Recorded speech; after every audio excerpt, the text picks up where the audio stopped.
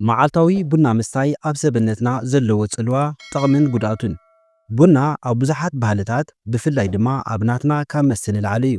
እዚ ማለት መአከቢ ስድራቤት መራኸቢ ፈተውቲ ከምኡውን ምንጭ ዕላልን ምቅርራብን እዩ። መዓልታዊ ንግሆ ብሽቱ ተኸፊቱ ንብዙሓትና ድማ ነቲ ንደልዮ ሓይልን ንቕሓትን ይበና። እንተኾነ ግን እዚ መዓልታዊ እንሰትዮ ቡና ኣብ ሰብነትና እንታይ ጽልዋ እዩ ዘለዎ? ከም ዝኾነ ነገር ቡና እውን ጥቕምን ጉድኣትን ኣለዎ። እስኪ ብዝርዝር ንርአዮ። ቀዳማይ ኣወንታዊ ጽልዋታት ወይ ድማ ጥቕምታት ቡና። ቡና ብልክዕን ብመጠንን እንተተሰትዩ ዝተፈላለዩ ጥዕናዊ ረብሓታት ከም ዘለዎ ሳይንሳዊ መጽናዕትታት የረድኡ። ቀንዲ ጠቓሚ ነገር ድማ ካፊን ዝበሃል ኣነቓቓሒ ንጥረ ነገርን አንቲኦክሲዳንት ዝበሃሉ ካብ መጥቃዕቲ ዋህታት ዝከላኸሉ ውህደታት ምህላው ምዃኑ እዩ። ንቕሓትን ኣእምራዊ ክእለት ምውሳኽ ካፊን ናብ ኣእምሮና ምስ በጽሐ ነቲ ናይ ድቃስ ዕርፍትን ስምዒት ዘምጽእ ኣዶኖሲን ዝበሃል ኬሚካል ይዓግቶ። በዚ ድማ ንቑሓት ንኸውን ኣቓልቦና ይውስኽ ከምኡውን ናይ ምዝካርን ምስትዋዕልን ክእለትና የመሓይሽ። ኣካላዊ ብቕዓት ምምሕያሽ ካፊን ኣብ ደምና ንዝርከብ ኣድሬናሊን የተባብዖ። እዚ ሆርሞን እዚ ንሰብነትና ንቡርቲ ኣካላዊ ምንቅስቓስ የዳልዎ። በዚ ምኽንያት ነዚኡ ድማ እዞም ብዙሓት ኣትሌታት ቅድሚ ልምምድ ወይ ድማ ውድድር ቡና ዝሰትዩ ብኣንቲ ኦክሲዳንት ዝሃብተመ ምዃኑ።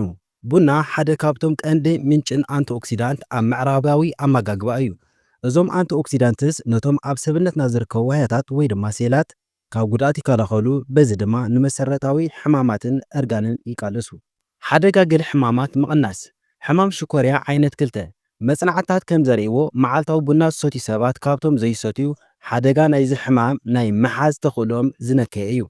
ሕማማት ኣእምሮ ቡና ንሓደጋ ሕማም ኣልዛይመርን ፓርኪንሰንን ከም ዘጉድል ዝጠቕሱ መጽናዕትታት ኣለዉ። ሕማም ከብዲ ቡና ንኸብድና ካብ ዝተፈላለዩ ሕማማት ከም ሸምዓት ወይ ድማ ክሮሲስ ዝኣመሰሉ ከም ዝከላኸሉ መርትዖታት ኣለዉ። ኩነታት ኣእምሮ ምምሕያሽ ካፊን ኣብ ኣእምሮና ንዝርከቡ ከም ዶፓሚን ዝኣመሰሉ ናይ ሓጎስ ኬሚካላት ስለ ዘተባብዕ ንኽትሕጎስን ካብ ጭንቀት ንኽትወፅን ክሕግዝ ይኽእል እዩ። ካልኣይ ኣሉታዊ ጽልዋታት ወይ ድማ ክንጥንቀቐሎም ዝግባእ ነገራት ልክዕ ከም ሳንቲም 2 ገጽ ዘለዎ ቡና እውን ብበዝሒ እንተተሰትዩ ወይ ገለ ሰባት ብፍሉይ ተፈጥሮም እንተዘይተቐበልዎ ዝተወሰኑ ጉድኣታት ክልዩ። ጭንቀትን ጸገማት ድቃስን ካፊን ኣነቓቓሒ ስለ ዝኾነ ብበዝሒ ምውሳዱ ንገለ ሰባት ናብ ህድኣት ምጽኣን ጭንቀት ከምኡውን ልቦም ናብ ምፍጣን ከምርሖም ይኽእል እዩ። ብፍላይ ድሕሪ ቀትሪ ወይ ምሸት ቡና ምስታይ ንዑደት ድቃስና ብምዝራግ ድቃስ ክኸልአና ይኽእል እዩ። ምውላፍን ምልክታት ምቁራጽን ሰብነትና ንካፊን ክለምዶ ይኽእል እዩ። መዓልታዊ ብበዝሒ እንትንሰቲ እንተኮይንና እሞ ብሃንደበት እንተቋሪጽናዮ ከም ሕማም ርእሲ፣ ድኻም ከምኡውን ምጭንናቕ ዝኣመሰሉ ምልክታት ከጋጥሙኻ ይኽእሉ እዮም። ጸገማት መሕኸኺ ንገለ ሰባት ቡና ንኸሽዖም ከናድዮ ወይ ድማ ኣሲድ ናብ ላዕሊ ክምለስ ክገብሮ ይኽእል እዩ።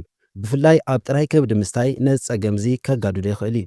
ምትፋን ልብን ምውሳኽ ጸቕጢ ደምን ቡና ንግዚኡ ጸቕጢ ደምን ንህርመት ልብን ከዕብዮ ይኽእል እዩ። እዚ ንመብዛሕትኦም ሰባት ጸገም የብሉን። እንተኾነ ግን እቶም ቀደም ጸገም ጸቕጢ ደም ወይ ድማ ሕማም ልቢ ዘለዎም ሰባት ክጥንቀቑ ምስ ሓኪሞም ክመኻኸሩን ይግባእ። መደምደምታ መጠን እምበር ወሳኒ እዩ። ስለዚ እንታይ ንግበር? መልሱ ኣብ መጠን እዩ ዝውሰን። ንመብዛሕትኦም ጥዑያት ዓበይቲ ሰባት ኣብ መዓልቲ ካብ 2 እስካብ 4 ፍንጃል ወይ ድማ 400 ሚሊግራም ካፊን ዝኸውን ቡና ምስታይ ከም ውሑስ ይቑጸር። ነዚ ስዕብ ኣብ ግምት እቱ ንሰብነትካ ስምዓዮ። ሰብ ካብ ሰብ ይፈላለዩ። ንዓኻ ዝሰርሕ መጠን ንኻሊእ ዘይክሰርሕ ይኽእል እዩ።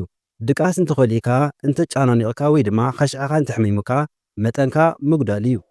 ነፍሰ ፁራት መጥበውቲ ኣዴታትን ብመጠኑ ክሰትያ ይምከር። መብዛሕትኡ ግዜ ትሕቲ 200 ሚሊግራም ኣብ መዓልቲ ብሰዓት ምስታይ ኣገዳሲ እዩ። ንጽቡቕ ድቃስ ድሕሪ ሰዓት 2 ወይ 3 ድሕሪ ቀትሪ ቡና ከይንሰቲ ተበግሶ ንግበር። በዚ መሰረት ቡና ብልክዕን ብሓላፍነትን እንተሰቲናዮ ካብቲ ሓደጉ ንላዕሊ ጥቕሙ እዩ ዝበዝሕ። ነቲ ባህላዊ ትርጉሙ እናስተማቕርና ጥዕናዊ ረብሓታቱን ንምርካብን ካብ ጉድኣቱ ንምክልኻልን መጠንና ምፍላጥ ወሳኒ እዩ ዝኸውን።